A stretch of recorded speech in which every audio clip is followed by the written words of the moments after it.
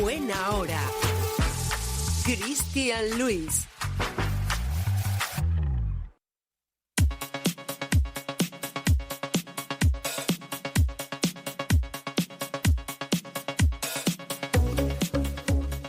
Hablamos ahora de energía porque, como ya hemos comentado, este sábado, 21 de octubre, se celebra el Día Mundial del Ahorro de la Energía.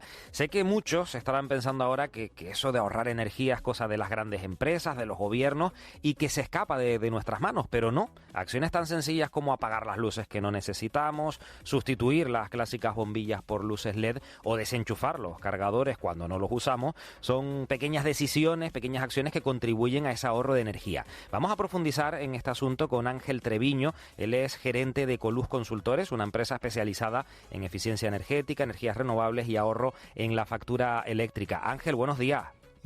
Cristian. Bueno, una fecha para celebrar, pero sobre todo, Ángel, para concienciar, ¿no? Porque ahorrando luz, energía, no solo beneficiamos nuestro bolsillo, sino también el medio ambiente. Pues correcto, cuanto menos consumamos, menos kilovatios se producen, y cada kilovatio que se produce pues puede ser fuente de diésel o de carbón o de gas.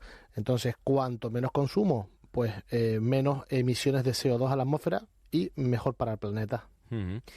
Ha evolucionado mucho el mercado de la energía. Te voy a preguntar ahora porque también hemos asistido a ese aumento de los precios con la invasión rusa a Ucrania. Empezamos también a acostumbrarnos a cambiar nuestras rutinas, nuestros hábitos de consumo. Se hablaba en su día de poner las lavadoras de noche. Se implantaron también nuevas tarifas.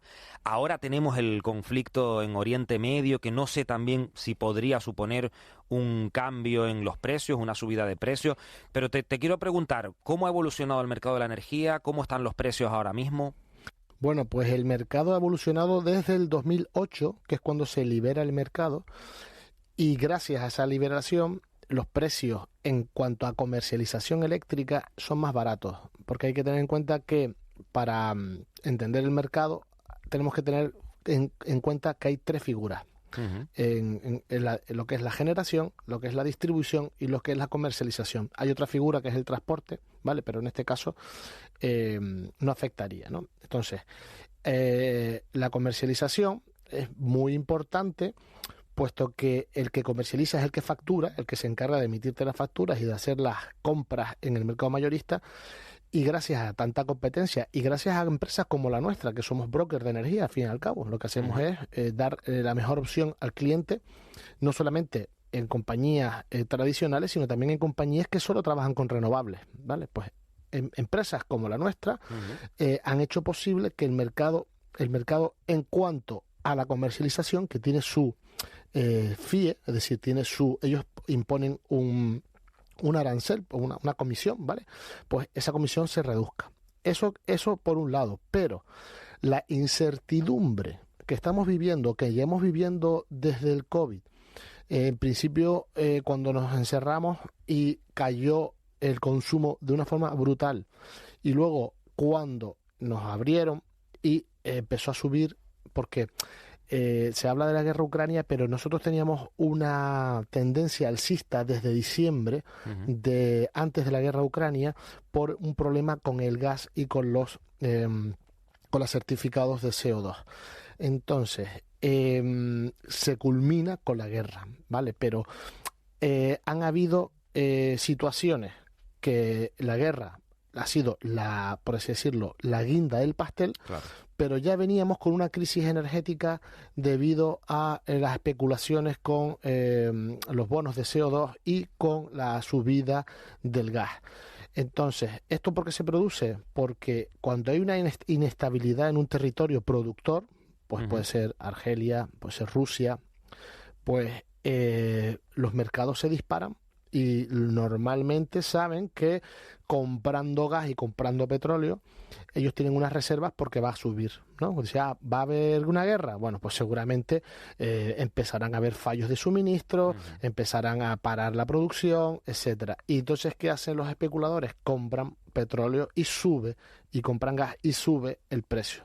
¿Qué pasa?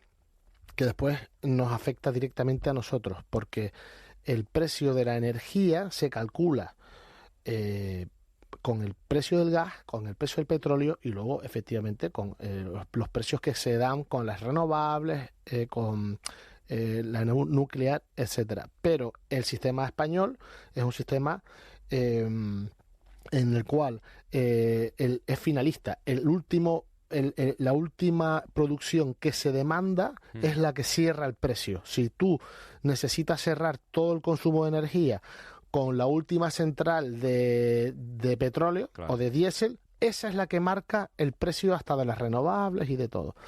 Entonces, las inestabilidades y las especulaciones hacen que los mercados suban. También influye lo que es el consumo. El consumo, si sube el consumo, también, pues, evidentemente sube el precio. Claro. Entonces, a la pregunta si puede haber inestabilidad como la hubo en Ucrania, en Ucrania, aparte de que eran productores, Europa tomó unas medidas de cerrar el grifo y no comprarle a Rusia directamente, pero al final se lo estaban comprando a la India. Entonces estamos haciendo un círculo encareciendo nosotros mismos, porque al final los que venden el petróleo a un precio razonable pues eran los rusos, pero si no se lo compras a él, tienes que comprar otro más caro, que puede ser también que venga hasta de la propia Rusia, ¿no?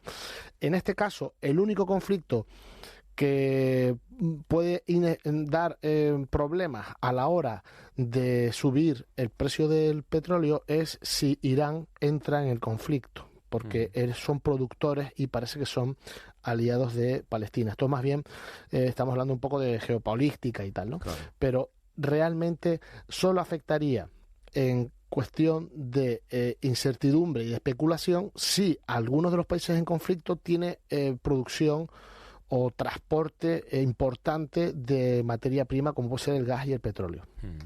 Bueno, la verdad que, Ángel, es un mercado muy, muy complejo de entender y por lo que vemos muy atractivo, si me lo permites, muy, muy goloso, ¿no? Porque todos quieren, entre comillas, formar parte de ese mercado y, como nos dices, pues hay mucha especulación. ¿Cómo podemos ahorrar en casa? Porque claro, hablamos de que podemos generar o podemos tener ciertos hábitos que promuevan ese ahorro energético. Pero ¿cómo podemos hacerlo y cómo se puede traducir ese ahorro en la factura de la luz? Bueno, esa es la pregunta del millón, ¿no? Todo el mundo me hace la misma pregunta y la respuesta es siempre la misma. Es decir, depende del caso, podemos ahorrar más o menos. Pero podemos dar algunas pautas generales para que todos los que nos escuchan, pues se hagan una idea de cómo ahorrar. La primera que quiero comentar es la de la compañía eléctrica, porque igual que comentaste antes que si encendías la lavadora a las 12 de la noche pagabas menos, etcétera, bueno, es que hay una tarifa que a lo mejor al cliente ese le interesa. Hay gente que no tiene problema por programar la lavadora a las 2, 3 de la mañana y puede ahorrar mucho. Hay gente que sí tiene problemas. Entonces, depende del uso que tengas tú de la energía, los problemas familiares, las cargas, los niños y tal, podrás hacer un uso más o menos acorde a la tarifa que te da la compañía. En Canarias hay más de 20 comercializadoras eléctricas. Distribuidoras solo hay una, por ley, pero comercializadoras eléctricas. Y cada una pone sus tarifas. Entonces, yo lo que le diría a lo que nos escucha es, lo primero, ver qué tarifa se tiene, qué precio se está pagando por la potencia, qué precio se está pagando por la energía. Eso es lo primero, porque a lo mejor conviene una tarifa u otra. En cuanto a el precio, que es a cómo compras las papas, por así decirlo, claro, ¿no? Oye, ¿cuánto van a empezar a ahorrar? ¿A cuánto estamos comprando las papas? Vale. Y ahora la segunda, ¿necesitamos tantas papas? Es decir, ¿necesitamos tantos kilovatios? Vale. Hay que mirar la potencia. A lo mejor estamos comprando un saco, por decir, las papas, tenemos una potencia por encima de lo que estamos usando en casa. Entonces, hay que mirar qué potencia podemos tener. A lo mejor nos conviene tener mucho menos potencia. Y luego, uso responsable, es decir, sentido común, es decir, lo que no podemos es a lo mejor poner 3 lavadoras cuando con una lavadora podríamos hacer el lavado, ¿no? Utilizar en la misma lavadora agua fría, porque evidentemente el calentar agua ya genera un gasto. Los lavavajillas igual, intentar hacer los lavados en en el modo económico, es que usa menos calor, o el calor se va ampliando poco a poco sin ser tan bruto. Tarda más, a veces tarda más. Si se fijan, de los electrodomésticos, cuando pones el modo eco es más tiempo, pero no significa que gaste más, porque aquí el problema es el calor y el frío. Eso es lo que genera el gasto desmesurado. Entonces, todo lo que sea con poco calor, vamos a ahorrar mucho. Todos los electrodomésticos que tengan certificación A++, vamos a ahorrar mucho. Intentar, cuando hagamos si tenemos tupper y hacemos comida para otros días, no meter los tupper calientes en la nevera, porque eso hace que la nevera trabaje en demasía. Es decir, cositas que puede ser de sentido común. Incluso gente que calentaba el pan en el horno, tostaba el pan en el horno, y a lo mejor una tostadora mucho más pequeña. Claro. Usar, en vez de poner una vitrocerámica con un cazo, a lo mejor es mucho más fácil calentar un vaso en el microondas. Es decir, hacer un uso responsable de la energía con sentido común, y tener en cuenta que si además tuviéramos la posibilidad de poner placas fotovoltaicas, podríamos incluso generar nuestra propia energía, y ahí podríamos decir que, bueno, ahí podemos hacer un gasto energético mayor sin preocuparnos tanto de la factura eléctrica. Pero vamos, yo le diría precio del mercado, reducción o optimización de la potencia, uso responsable de la energía, modo eco, certificaciones A++, a ser posible. Y luego, pues, tampoco dejar encendido por las noches aparatos como puede ser la tele, los stand-by, etcétera, ¿no? Es decir, bueno, un poquito sentido común. Si al final todo el mundo, si lo piensa 5 minutos, sabe que está desperdiciando energía, ¿no? Claro. Me llama la atención ese dato que dabas, que hay 20 empresas comercializadoras aquí en Canarias. Me llama la atención porque vemos que hay competencia en esa rama, ¿no? En esa pata del mercado energético, mientras que no lo hay, entiendo, en la distribución, comentaba, y en la generación. ¿Realmente hay mucha diferencia de tarifas entre esas 20 empresas? ¿Podemos llegar a ahorrar dinero de una manera que notemos en la factura mirando esas tarifas?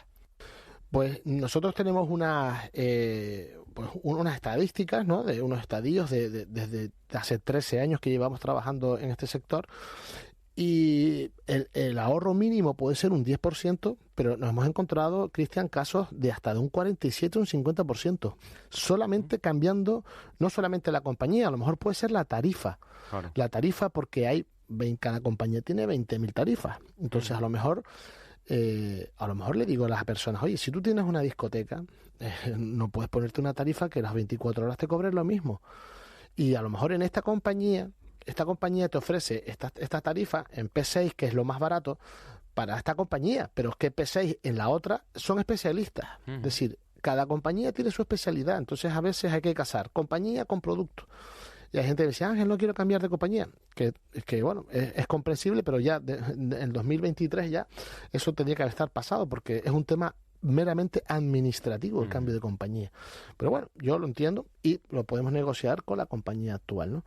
Pero sí, existen más de 20 comercializadoras en Canarias porque tienen licencia, pero en Península, en toda España, hay más de 400. O sea, y solamente es una operación financiera, es decir, es comprar energía en el mercado y revenderla al cliente final. Y por ley, en Canarias está Endesa Distribución, que no tiene nada que ver con Endesa Comercialización, ni tiene nada que ver con Endesa Generación. Claro. Están en el mismo grupo, pero son SIF diferentes. Y ellos tienen la obligación, que para eso se pagan la factura, de hacer lecturas y proveer que hay energía hasta el contador. Eso es lo que hace Endesa Distribución, tener energía y hacer las lecturas.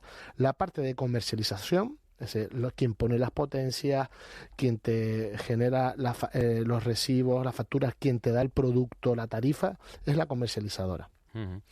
Oye, nos preguntan, Ángel, por el WhatsApp si es recomendable el uso de programadores eléctricos, de estos enchufes que podemos programar, ¿no? Que los compramos prácticamente ya en cualquier superficie. Eso, por ejemplo, sería una buena solución para ahorrar luz, para ahorrar dinero.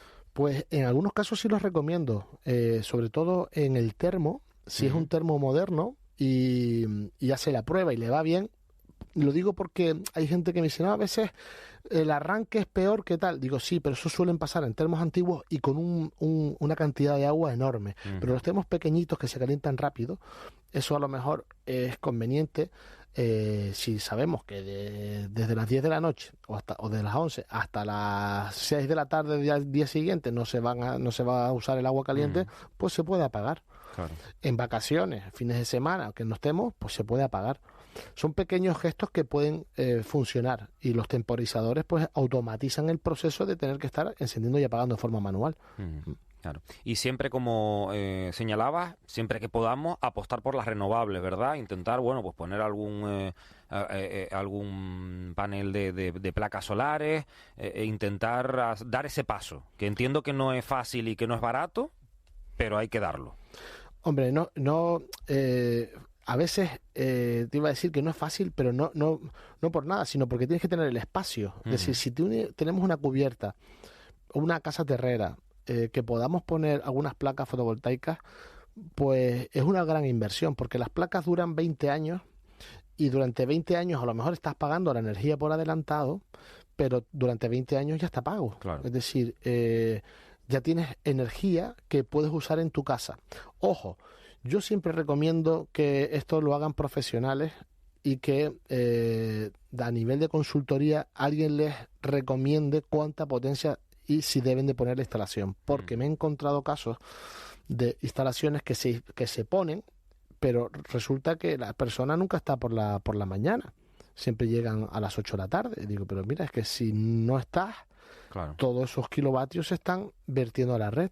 Entonces, en ese caso hay que poner una acumulación de baterías para que tú puedas aprovechar cuando llegues a casa que esté toda la energía en las baterías. Entonces, las renovables sí, pero sé que por mala praxis, no de todo el mundo, la verdad que es poco, pero en algún caso me he encontrado y me he asustado, y ahora lo digo para que cuando vayan a pedir un presupuesto se fijen bien en los horarios de uso de la energía. Porque después van a decir, no, las renovables no funcionan. No, sí, las renovables funcionan perfectamente, pero tienes que usarlas en el momento que está el sol, que es en el día, porque eso si no se va a la red. O bien lo puedes una acumulación y cuando llega uno por la tarde-noche la tiene en las baterías. Conozco un caso, Ángel, de una persona que pagaba unos 120, 150 euros de luz, y poniendo las placas ahora está pagando 5 euros, 7 euros. O sea que el ahorro es, vamos, espectacular. Pues sí, es que se pueden conseguir ahorros del 100%, pero o porque prácticamente usas toda la energía Claro. En el día.